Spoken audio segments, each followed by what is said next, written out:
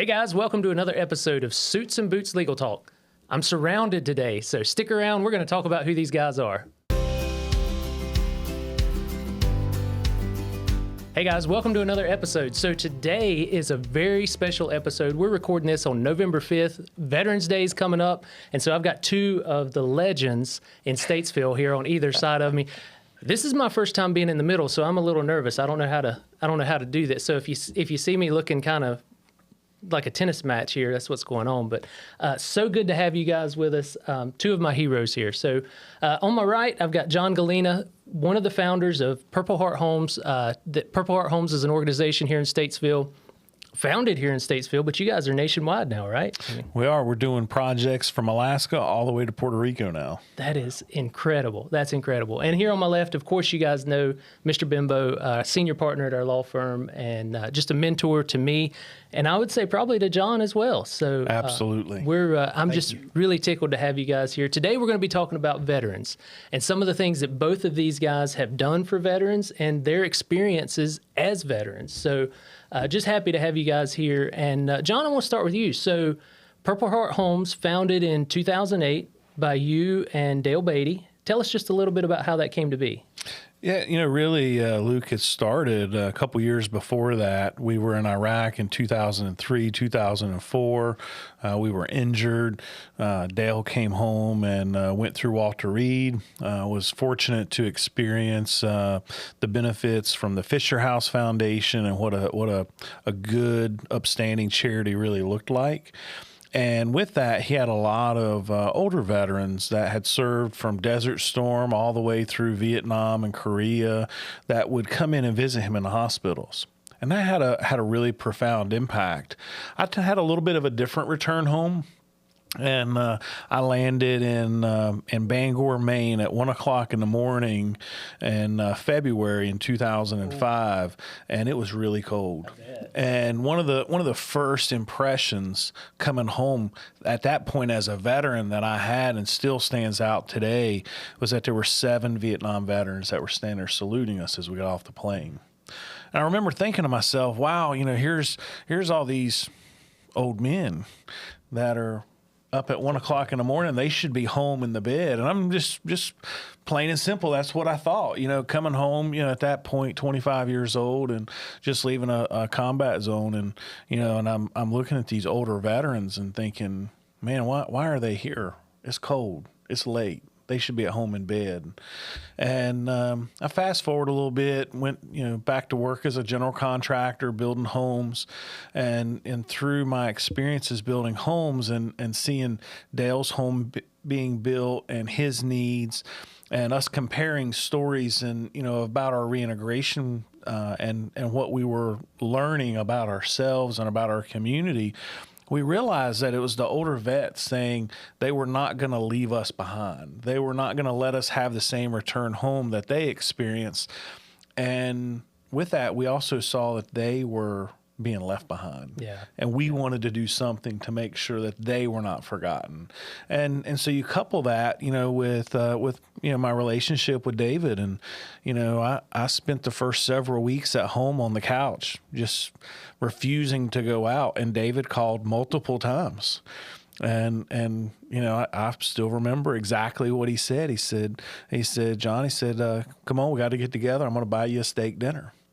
He said, it's my treat. I want to welcome you home. And he probably called me 3 or 4 times before I agreed to come out. And when I did... His nickname is Bulldog. And when I did, the light bulb went off and I understood why that was important. And it made all the difference for me. David, talk about you. So you, as I think we've talked on here before, you served in the Korean DMZ in 67, 68, or 68, 68, 69. Mm-hmm. And so you were a combat veteran as well and came back. What was your experience like, and how did that inform how you treat John or other veterans who come back? Well, it was during the middle of the Vietnam War when I came back. And people would say, weren't you lucky you didn't go to Vietnam? And I would try to explain what we did in the Korean DMZ, and it just didn't, it paled in comparison to what the Vietnam vets were going through. And I didn't have anybody protesting against me or spitting on me or anything like some of the Vietnam vets did, but it wasn't. I didn't have 7 guys saluting me in Bangor, Maine at 1 a.m. Yeah. And I went home and I got a job with the water and sewer department here in Statesville 5 days a week, and then I drove a cab Saturday and Sundays until law school started, and I just went on with my life, kind of the way I did it. Yeah. Yeah. And I don't think that's the best way to do it, but that's the way I did it. And you did it different with John, and that's probably how did that inform the way you reached out to John and that relationship and how that started? Well, I missed my parade. Yeah, you know? yeah. And you know, I didn't want John to feel that way. I had known John and his father and his grandfather and respected all 3 of them greatly, and was just so proud of that family, and I just wanted John to know how proud I was of him. Well, as I was looking at Purple Heart Home's website, I noticed some questions that you had under the About section, and it says, why don't all veterans receive the same level of support? And that was in regards to the level of support that you and Dale had received. And so how that question on there I thought was really powerful, and that not all veterans receive that level of support, do they? Well, they don't, and you know, I think David brings up a great point. I think, you know, in some cases there's a parade, right? In some cases you just come home and you just filter right back into life, and you kind of miss some of that. And there's so many questions that as a veteran that you ask yourself every day, and you know, it's not just because you left the battlefield, the battle didn't leave your mind, Yeah. right? You're still going through those. You know, those, what we call the real, right? It's just over and over and over the same questions, same experiences. And I think that, you know, really speaks to what I've come to, you know, really understand as the term of the moral injury, right? It's this aspect of how you're impacted through your soul, through your spirit, not just the physical body. Mm-hmm. But I think, you know, our media and by and large the greater public is driven by what they see. Their empathy is driven by what they can see, touch, and feel, what they can relate to. Mm-hmm. And it's hard to relate to that moral injury. And, you know, for me, it was things like reading some of David's poems, right? And some of his writings to help me understand his experiences.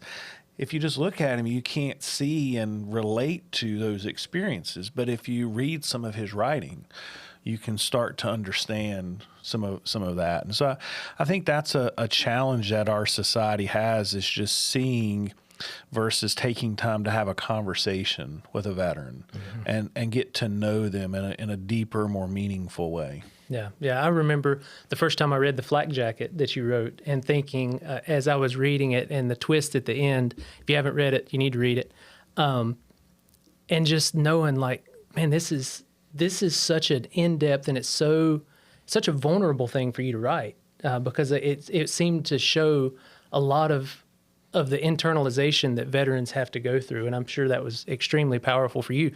But when you talk about people and the way the society at large reacts to veterans, one of the questions on your site is, do people forget? And as time wears on, they do, don't they? Well, I think they do. And I think sometimes we walk around, whether it's with, you know, rose-colored glasses or scales on your eyes, seeing only what you want to see. I think there's challenges, and one of the most impactful experiences that I had, Dale and I would oftentimes go to the grocery store together, and we hung out almost daily together. And one day we went to local Food Line, and you know, so here's Dale. He always wears shorts. He's got 2 shiny titanium legs, and you know, we get out of his Jeep, and we're standing in the parking lot, and another veteran, you know, pulls in right next to us. He hops out. We're having a conversation, the 3 of us, and I never wear anything that says I'm a veteran. Very, very rarely. I shouldn't say never, but very rarely. And you know, Dale, it's kind of obvious, or at least you assume that, right? Mm-hmm. And this particular gentleman had a hat that said, I served in the Army, had a vest that had patches that said I served in Vietnam and all these different places, and had these pins and had tattoos, all that said, I served in the military during Vietnam. I'm a veteran. And this young lady and her son, Little boy couldn't have been 7 or 8 years old. They come pulling in, and we're the three of us standing behind Dale's Jeep having this conversation. And the young lady brings her son over, literally dragging him by the arm. Mr. Beatty, I want my son to shake your hand and just, I want to thank you for your service, and I want him to meet a hero. And I'm kind of just standing back watching this interaction happen. And so here's Dale, just kind, gentle, bends down, talks to the little boy, says, "Hey, have you ever seen Magic Legs?" And the little boy's eyes, light up, and he says, "What's best about them is I get to wear shorts all the time and my feet never get cold." And everybody kind of chuckled and laughed, and the lady again, she looked at her son and said, "Okay, now shake his hand, tell him thank you for his service." And I'm watching this Vietnam veteran as this young lady turns away, never even acknowledging him, and just walks off. And now he has tears in his eyes, just completely overlooked. And what Dale and I later discussed that day is that what that man experienced versus what we experienced was night and day. Our war paled in comparison to what they experienced in Vietnam. And the issue goes back again to what we see and what we value and how we can relate, right? And so I think she only saw the injury. Mm-hmm. She didn't see the internal side. And so it's not just what we hear on TV. It's what we see in our community. And I encourage people all the time, look for the bumper stickers, look for the tags, look for the license plates, look for the hats, because there are veterans out there that they need to hear that little bit of affirmation that, hey, look, while it may have been 40 or 50 years ago, you're not forgotten, and your sacrifice over the last 40 or 50 or 60 years has meant something to me and my family. And all it takes is a little bit of time and conversation to say, thank you for your service, to ask when and where did you serve, and to say, is there anything that I can do for you today? What do you need today? Because maybe somewhere in your network, there's a Purple Heart Homes, or there's a Tunnels to Towers, or there's a Patriot Military Family Foundation, or PVAC, or a Veterans Treatment Court. Yeah. There's all types of organizations around us, and we all have connections to those networks. How can we help those veterans connect to them? Sure, absolutely.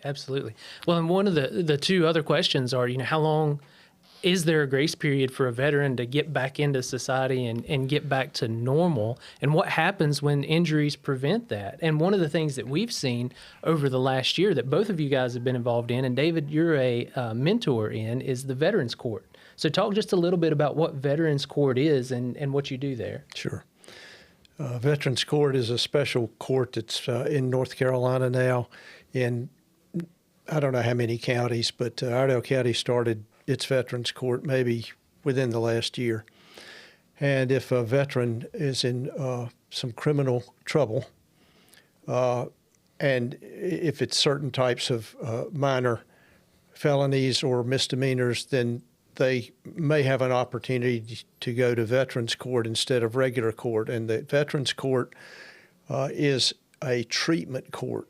Many of the vets in Veterans Court have addiction problems. Mm. And so Veterans Court is geared to help the veteran where the veteran is right now. If it's treatment they need, we've got it. If it's a job they need, we help them find one. If it's housing they need, we call John.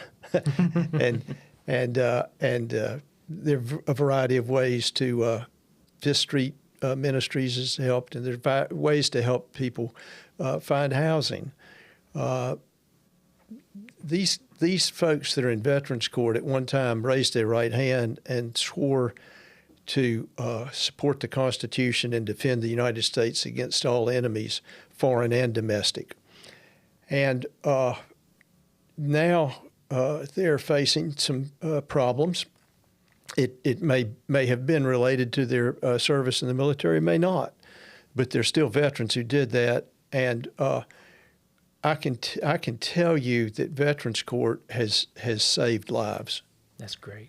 We have 5 vets who are in an in-house treatment facility in the Black Mountain, and they're doing fantastic things. In fact, at the last Veterans Court, the District Attorney Carrie Nitsu announces at every Veterans Court how many days combined sobriety these guys have.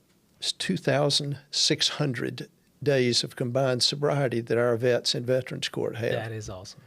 We clap in Veterans Court. I remember the first time I went into Veterans Court and everybody started clapping. I said, "Oh man, you can't clap in a courtroom." You're an old school lawyer. I am. There's decorum. I was shocked, but now I join in with the clapping, and I'm not there as a lawyer. I'm there as a veteran, and I'm there to encourage them, and sometimes kick them in the rear end when they need that. And I think that's important because we do have a law firm, and you are a lawyer. Yeah.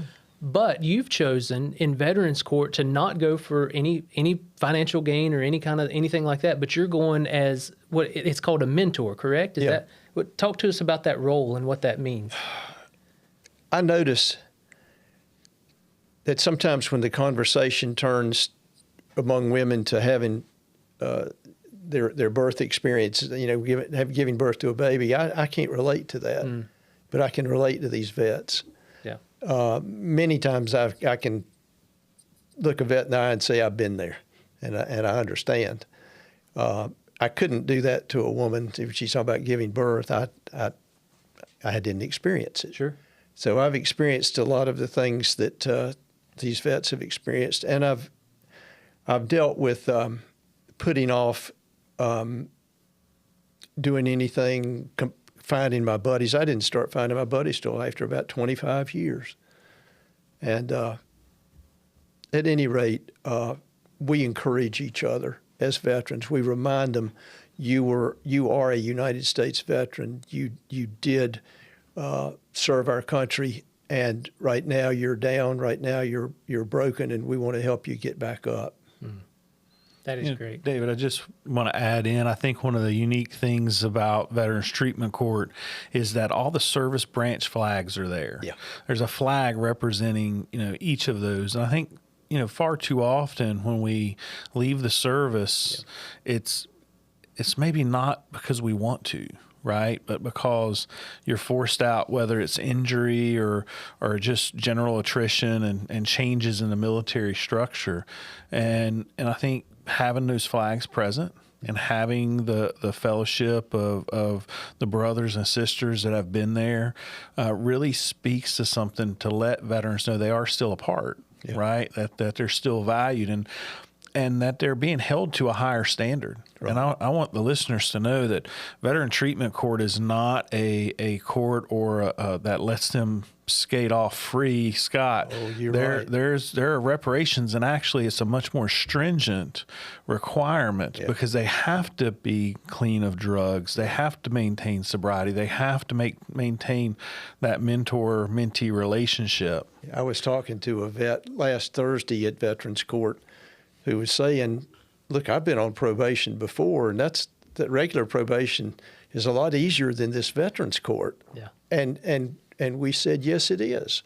It's intentional, but we're here to help you, and this will work if you'll follow this program and don't fight it and follow the program. Brad Borders is very instrumental with the Veterans Court and is in charge of all the mentors. And I'd say there are 20-some veterans who are mentors. And they're from all different walks of life. Oh, yeah. Yeah. And Navy, Air Force, Coast Guard. Even let some Marines in, right? We did. We voted on it, but they got in. The Marines, yeah. But at any rate, it's changing lives, and I've seen it change lives. And I don't say that lightly. Yeah. It really is a great opportunity. It may not work for this vet that's kind of fighting it. Said it's easier on regular probation. It's voluntary. If he wants to quit Veterans Court anytime and go back into regular court and see what happens, that's fine. But there's some that if they go back into regular court, they're going to prison. You know, it reminds me of, you know, my childhood. You mentioned my dad and my grandfather, and they had a belief and still do of tough love. Yeah. Right. And so, you know, that's kind of how I think of the military, right? Your drill sergeant, your platoon sergeant, your commander, they're tough on you because they care about you. I had a vet that has been doing great. I mean, he's the example of how this works. But he's doing great on his job, but he had an accident with the vehicle he was driving. And I heard about the accident, immediately called him, and he was just in a quandary. He said, these people at work have been so good to me.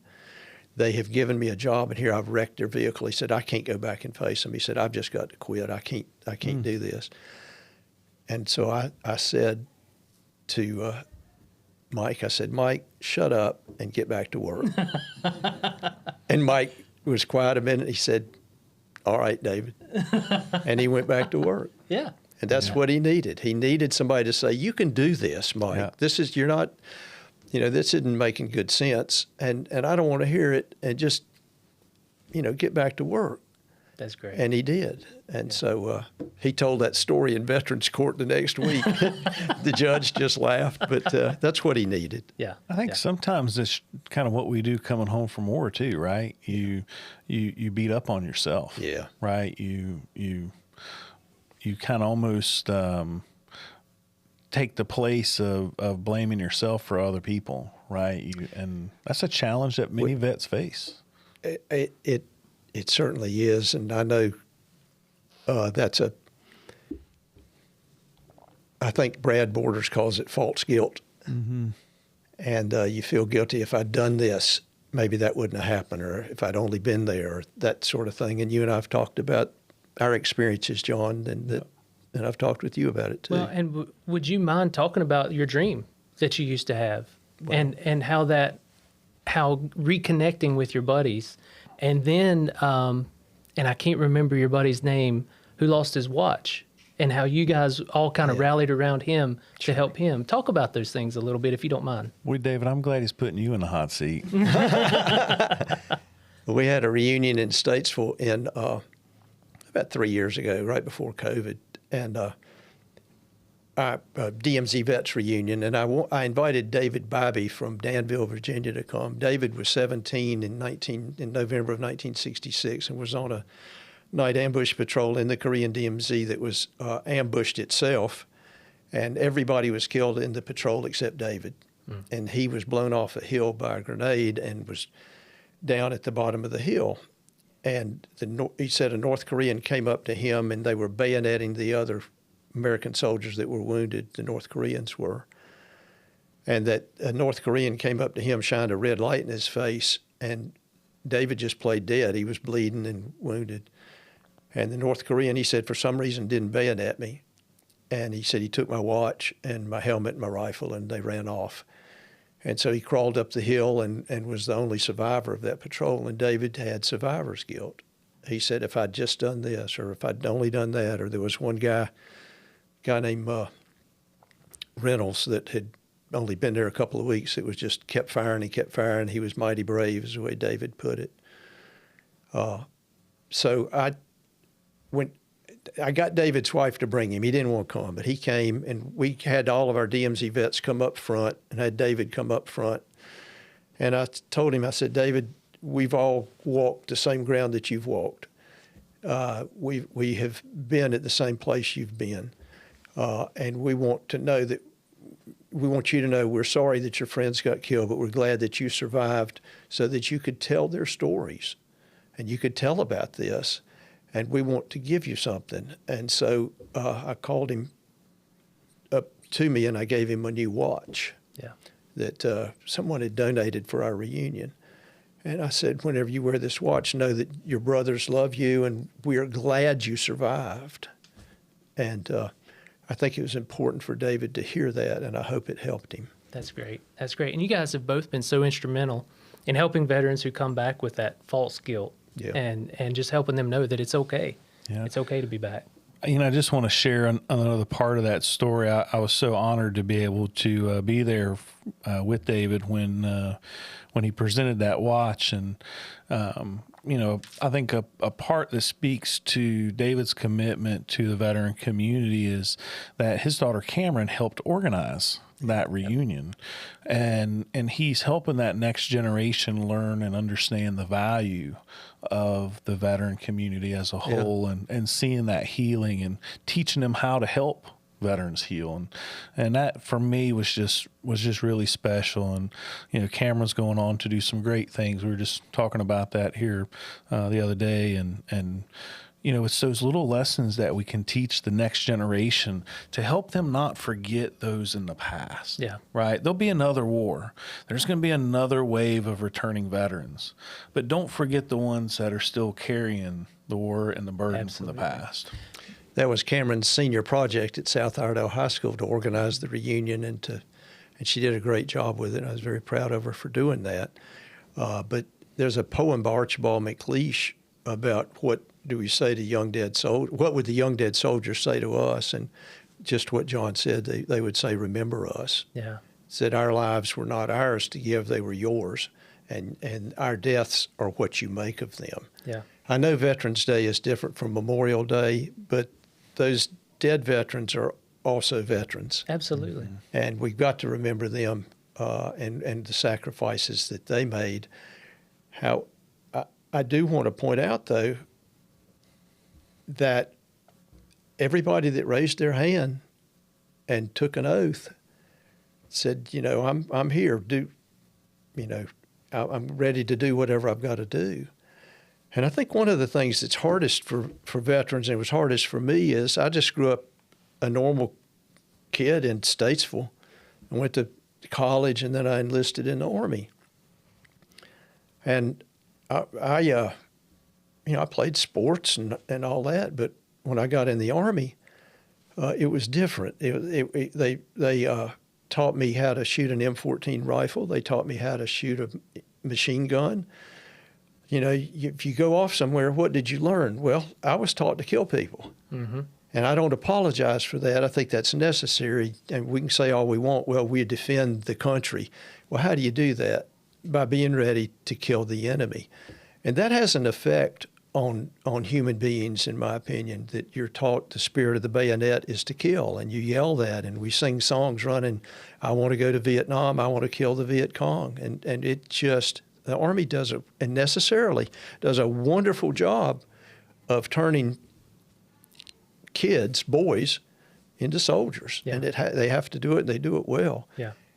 And then when you get out of the Army, especially if you've seen some killing, it doesn't just go away. Sure. And it's something that people deal with. They deal with it in different ways. Some deal with it by just internalizing everything and not talking about it. Some deal with it with addiction problems. Some deal with it by finding their buddies. That's what helped me, finding my buddies 25 years later. And writing about it helped me also. Mm-hmm. Every veteran has a story, and if you've got a relative that's a veteran, ask them, what their story is. Ask them, did you travel any? That sort of thing. And if they don't want to talk about it, you got to honor that, and that's fine. But I would encourage folks to ask a veteran just to say, what was your experience, and then listen to what they say.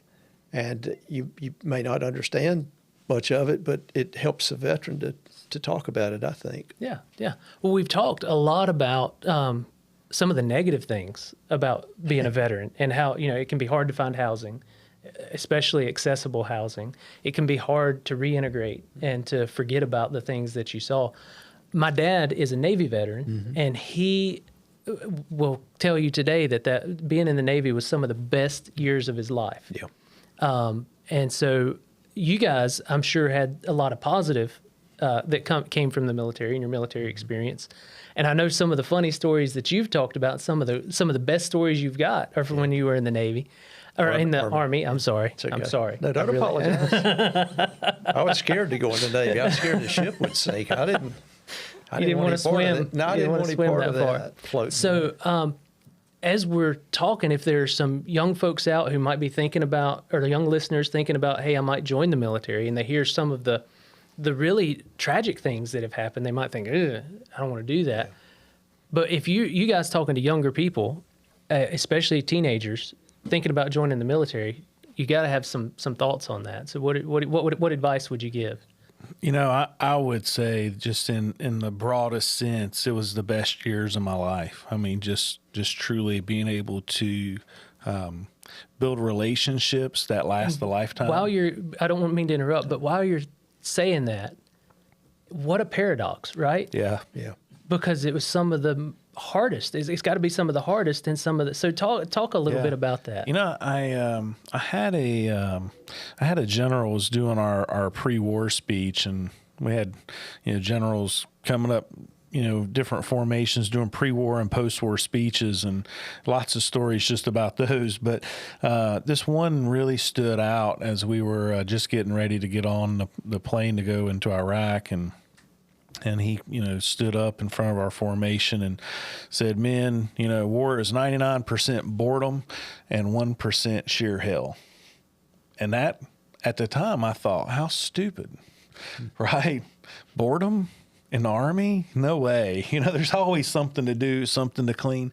But that was probably the truest statement of any of the pre-war speeches that we had heard. And so there is this great paradox of experiences and kind of where you find yourself. But they're relationships that are built, that it doesn't matter how long it's been since you've seen somebody, you pick up right where you left off. And the memories are just as fresh today as they were the day that they happened. And, so I think it's, good for our young people to experience the world in that way. And for that matter, I really believe that it gives you a truer sense of what the world is really like versus this bubble that we call home. We have it so good here, and it helps you appreciate the finer things of life. And, I have so many funny stories, whether it's playing cards or having scorpion fights or catching a hedgehog or, just so many little things that we did and experienced. And, that you're just thankful for those things. And I couldn't imagine my life today without those experiences. Yeah. Yeah. So for someone going in or thinking about going in, you'd say, go Air Force. Go Air Force I hear all the you. way. Okay. David, what do you think? If someone came to you and said, hey, I'm 16, 17 years old, I'm thinking about signing up, what would you tell them? I'd say thank you. We need it. Our country needs to have people that are willing to sign up and willing to be soldiers and willing to learn how to kill. I don't think you hear that very often, but that's the whole purpose of the military. Yeah. I don't care what branch. Ultimately, you've got to be ready to do that. And if you're not, then you're going to die. Yeah. And so I thank a young person. I say it's a very noble thing to do. As far as I'd do it again. Yeah. David, if I could just touch on something you just said there, and I think it's so true. And I kind of tongue in cheek say go Air Force, right? And, I'm thankful I was in the Army. But we have this new program now with drones. Yeah. And, we think of today's youth going in and the technology and the advantages that the drone programs, and we've seen that firsthand in the war in Ukraine and recently with the attacks from Iran and into Israel. But those that serve in that capacity, flying those drones, they're morally impacted as well. Yes. Right? While they may be looking at a screen, there's still an impact knowing I pushed a button that released a bomb that killed people. Right. And no matter why those people were being shot at because your commander told you to, because that was your job, or because it was the right thing that needed to be done. Yeah. It still has a psychological impact. And I think it goes back to, our conversation over, what we see in society, right? Well, sure, I'm, looking at Isaiah's here, a veteran himself, served in the Air Force. Yeah. You don't know what his experiences have been like without having conversation with him. Yeah. And I think so often, particularly with youth, they want to say, well, did you ever shoot anybody? That's not the right question to ask. The right question to ask is, where did you serve? Tell me a funny story. Tell me your best memory. Tell me. Mm-hmm. And if you built that relationship, they'll pour their heart out to you because they want to get that off their chest. Yeah. And I think sometimes we just lack the ability to see people for who they are and to have that conversation because everybody's been impacted in some way. Yeah. You know what my best memory is? Let's hear it. It was a fight. I was in Charlie Company, and Charlie Company got in a big fight with Bravo Company one night at a beer hall. And it was the most fun I had my whole 16 months in Korea.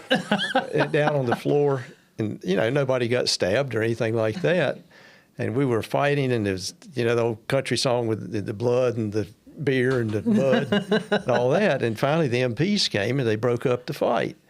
And the only person that was taken off by the MPs was Sergeant somebody from B Company. I was in Charlie Company. So they're leading Sergeant so-and-so out the door, handcuffed, the MPs are, and I go, good night, Sergeant so-and-so, and the fight broke out again. Oh, wow.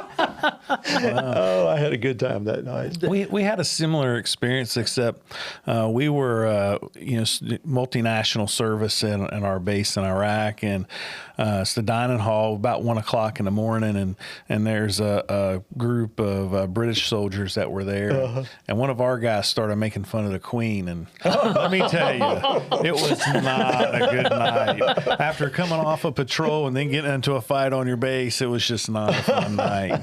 And so we laugh every time we see him. We see, seen the Queen lately?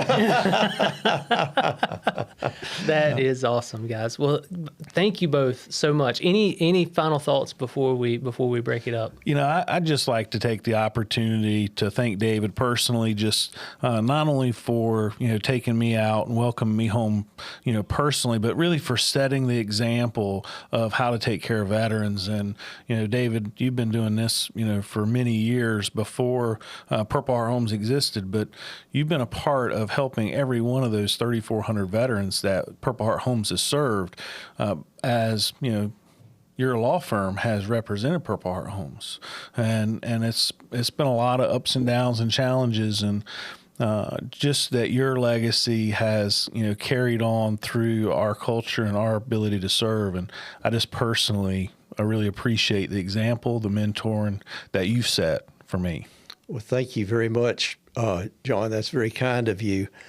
But I didn't get my picture on the cover of Time magazine, buddy. I mean, you took it to an unimaginable level of helping vets and doing it in a way that neither one of us ever could have imagined. And so it's just an incredible series of vet after vet after vet that you and Dale and the folks at Purple Heart Homes have helped and continue to do so. And so I salute you. I salute everyone at Purple Heart Homes. And I also salute all the vets. Every one of you signed up and for my family, for our families, for our country, so that we could vote today. Yeah. And I always think about that when I vote. And I salute all of you, and I thank you for your service. Well, and as I've listened to y'all talk, and I've thought about, this is sort of something that came out as we've been talking, is how the different approaches are. You're a very national figure. You've had your picture on the cover of Time magazine. Very quiet figure, just kind of working in the background. But your influence and your encouragement helped this guy to get to the cover of Time magazine. And so while you're out there and your face is in the public, most of us aren't going to have that opportunity, but we all have that opportunity. to be the one, connect with one person. It doesn't have to be, we don't have to help thousands, just the one. And just making that phone call and not giving up and saying, hey, John, it's time to get off the couch. Let's go get some dinner. Well, as I listen to David, I'm sitting here thinking to myself, boy, if I'm a betting man, I'm going to bet one of those veterans coming through Veterans Treatment Court that David's mentoring is going to be on the cover of Time magazine one day. He'll be 2 for 2 then. That's right. All right. Well, guys, thank you so much. And we do have to mention, you guys watch our podcast, and thank you so much for this content. We want you to like and subscribe. We're constantly doing stuff. Most of the time, it's leaning more toward the legal stuff, but we do like to highlight especially community organizations like Purple Heart Homes and the work that David's doing as he nears retirement. And some of the things that he's done for the community and continues to do. You don't have to be an attorney. You don't have to be a CEO of a national organization. You can do it right there at home. And so that it's really great to see you guys and what you're doing. But as you watch our podcast, you don't see the guy behind the camera, and that's Isaiah Sanchez. And Isaiah, I told him, I don't need to be sitting here. I should have put him here because he's an Air Force veteran and a great guy. So. We wouldn't have this podcast. And Isaiah does a phenomenal job. Yeah. So this is our great at producer, and we've talked about doing like a podcast together to talk about how this came about, but we wouldn't be here doing our podcast if it wasn't for Isaiah. I looked into doing this ourselves, and it was just too much. But you've just made it so easy and been so helpful. Thank you. And you were an Air Force vet, right? Yes, Yeah. Air Force. So when did you serve? I served from 03 to 07, and I was stationed in Grand Forks, North Dakota. Similar to Bangor, Maine. The first winter we had there with the wind chill was negative 69 degrees. Oh my word! Goodness gracious. Yeah. Wow. And then Wow. when I did my 4 years, the last summer was 104 degrees. So That's Wow. amazing. Wow. Well, buddy, we really appreciate you Thank too. you. And thank you for your service. Yes, thank you for thank you. helping us put this podcast oh, together. no problem. Thank you. Guys, thank you so much for watching. We love and appreciate every one of you. We're going to put links to Purple Heart Homes, So Media, and obviously you can get in touch with the law firm anytime. Thanks so much. The information contained in this video and audio recording is general in nature and should not be relied upon in making legal decisions. Every situation is different, and you should consult with your attorney before making any legal decisions.